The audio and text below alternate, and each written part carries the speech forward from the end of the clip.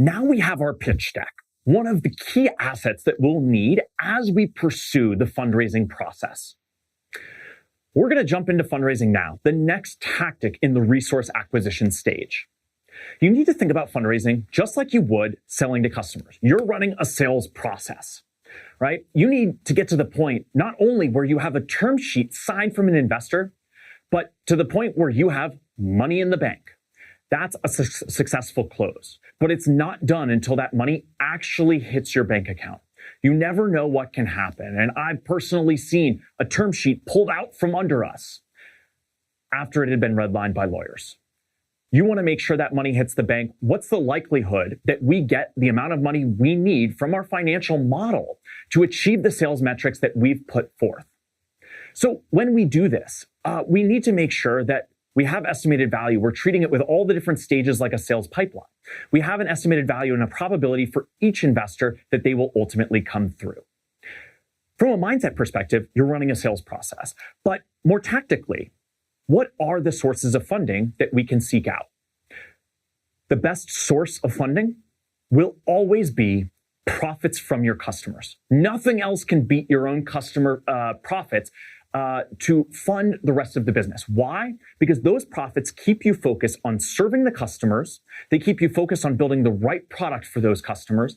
And they don't require time on top of the interacting with the customers. Going out and fundraising is a full-time job.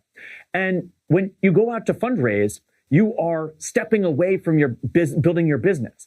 And so if you can, try to create a business that is built solely off customer profits.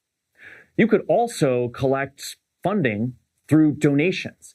You could do it through recoverable grants. You could do it through non-recoverable grants, grants that you can collect, whether from government agencies or other sources. You can also begin to look at more dilutive funding. Dilutive funding, thinking about convertible notes or safe notes or equity-based financing.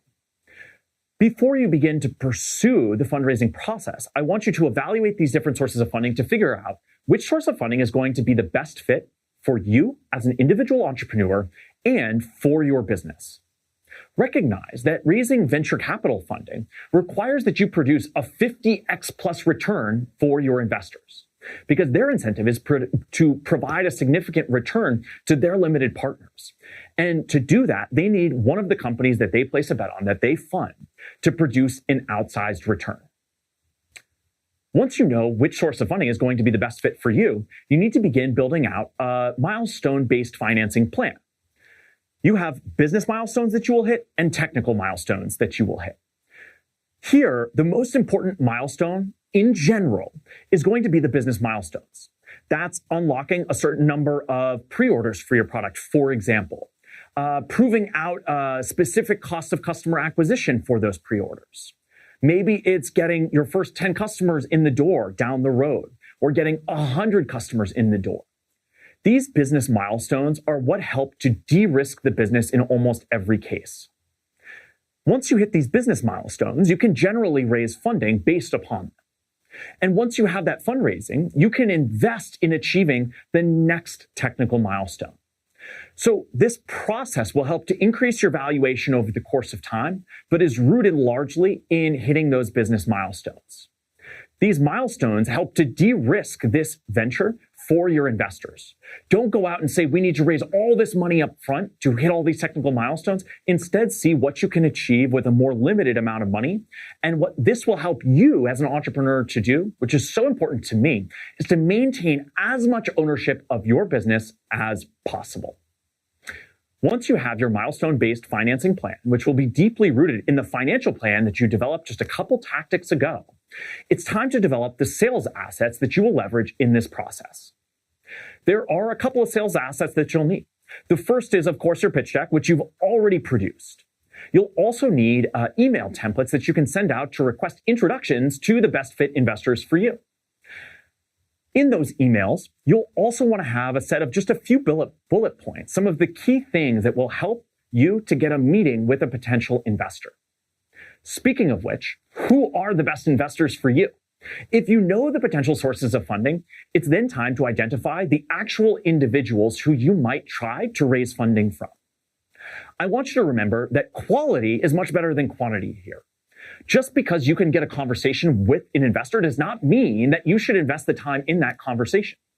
Because if a potential investor is not likely to invest in your business, they don't invest in your industry, they don't invest at your stage, it might not be the best fit, and you have very limited time to run this fundraising process, knowing that you're also building a business concurrent. So we want to go out and we want to, again, just like in the sales tactic, build a lead list of potential investors. That might start, if we're raising from venture capitalists, in identifying the firms that are the best fit for our business, our stage, and our industry.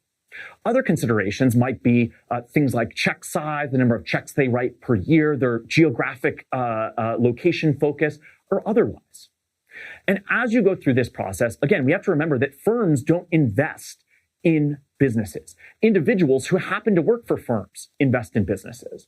And so you need to identify not just the firms, but the actual individuals who are partners at that firm who are going to be the best fit for you.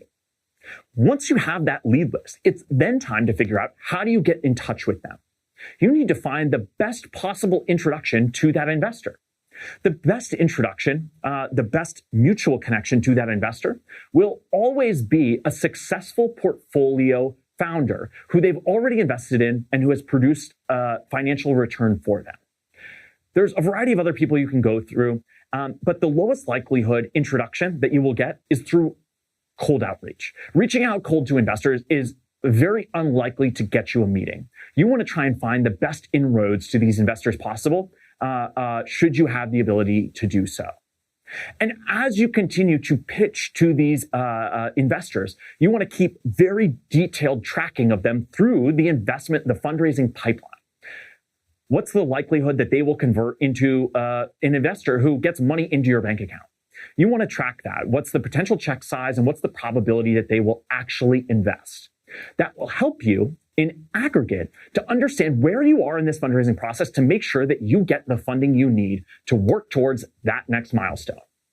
Once you have this money in the bank, you're very well prepared to go out and to execute upon your financial plan, to take your overall business plan and put it out to the world. And to do so, once you have money in the bank, you're going to need your other most precious resource, time. Once you have the money in the bank, you can afford to bring more people onto the team who have additional time to invest into this business. That's where we go next, the hiring tactic.